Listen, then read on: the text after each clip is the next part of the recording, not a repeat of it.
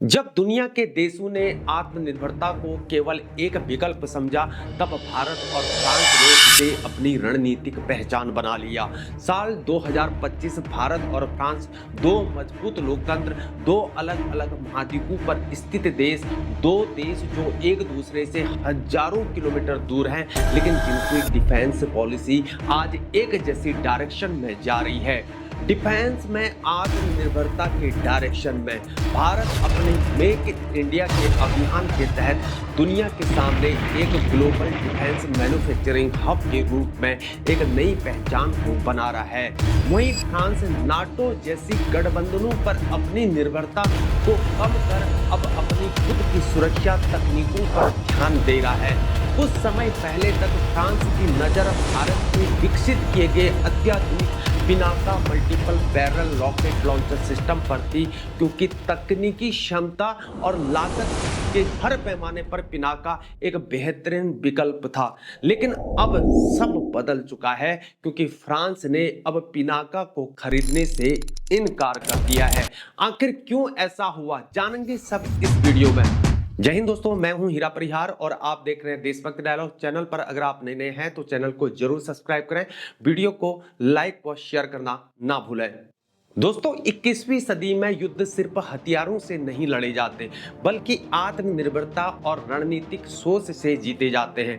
अब यह सिर्फ भारत बनाम फ्रांस की बात नहीं है, बल्कि यह पूरी दुनिया में डिफेंस मैन्युफैक्चरिंग के भूगोल को बदलने की शुरुआत है।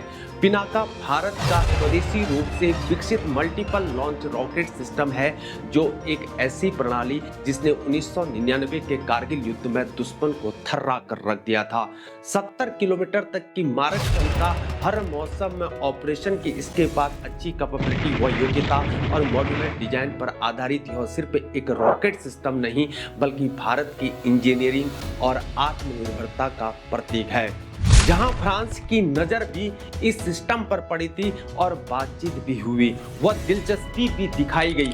कई रिपोर्ट्स ने संकेत किए कि पिनाका को यूरोप में नया ग्राहक मिलने वाला है, लेकिन अप्रैल 2025 की एक रिपोर्ट सामने आई जिसने सबको चौंका दिया।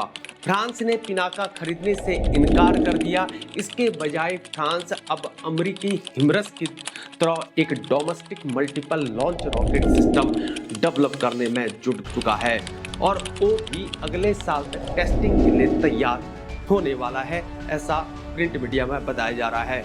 यह कदम सिर्फ एक वेपन सिस्टम का निर्माण नहीं है, बल्कि यह फ्रांस की रक्षा स्वायत्तता की घोषणा है, क्योंकि यूक्रेन युद्ध में हिमरस ने रूसी सेना को पीछे धकेलने में यहाँ पर अहम भूमिका निभाई, और अब फ्रांस चाहता है कि वो ऐसा ही सिस्टम अपने दम पर बनाए, वो भी नाटो या अमेरिका पर निर्भर हुए बिना। हिमरस यानी कि high mobility artillery rocket system अमेरिकी सेना की घातक प्रणाली, जो दुनिया की सबसे घातक मोबाइल रॉकेट सिस्टम में से एक है, जिसकी रफ्तार है 85 किलोमीटर पर आवर, और इसमें ER/LLRS रॉकेट के 45 किलोमीटर तक, अत्याधुनिक GMLRS रॉकेट के लिए 70 किलोमीटर तक, और सामरिक मिसाइलों के लिए यहाँ पर 300 किलोमीटर तक की प्रभावशाली यहाँ पर फायरिंग रेंज है। GPS यानी कि ग्लोबल पोजिशनिंग सिस्टम गाइडेड मिसाइलें, और केवल कुछ ही मिनटों में लॉन्चिंग की तैयारी। लेकिन अब फ्रांस इसका यूरोपीय संस्करण तैयार कर रहा है, और इस बार सब कुछ मेड इन फ्रांस होने वाला है। इसे दो यूनियन यानी कि थेल्स और एरियन ग्रुप और सफरान और MBDA फिलहाल अलग अलग प्रोटोटाइप का निर्माण कर रहे हैं, जो अमेरिकी हिमरस को यहाँ पर टक्कर दे सके। माना यह जा रहा है कि फ्रांस जिस नए सिस्टम को यहाँ पर डेवलप कर रहा है, उसकी मार करने की क्षमता यहाँ पर 150 किलोमीटर है, जो पूरी तरह से फ्रांस में निर्मित होगी और नाटो ऑपरेशन के अनुकूल होगी, और हिमरस को टक्कर देने लायक तकनीक की भी यहाँ पर होगी। जहां यूक्रेन युद्ध ने दुनिया को यह भी सिखा दिया दोस्तों कि युद्ध में सबसे ज्यादा मायने किसका है। जब यहाँ पर संकट आएगा तो कोई और नहीं, केवल आपका अपना देश ही आपका रक्षक होगा। यानी कि डिफेंस की स्टॉक की बात हो रही है, क्योंकि जब युद्ध शुरू होता है तब सहयोगी देश जो है उनकी मदद यहाँ पर धीमी हो जाती है, लेकिन दुश्मन की मिसाइलें यहाँ पर तेज हो जाती हैं। और डोनाल्ड ट्रंप की नीति ने यहाँ पर यूरोप को यह सच्चाई और भी गहराई से महसूस कराई है। यानी अमेरिका के प्रेसिडेंट डोनाल्ड ट्रंप की विदेश नीति ने यह साफ कर दिया है कि अमेरिका अब किसी का भी संरक्षक नहीं है, सिर्फ वह अपना हित देखेगा। और फ्रांस ने इस खतरे को आखिरकार भांप लिया है और भारत ने इसे पहले ही समझ लिया था।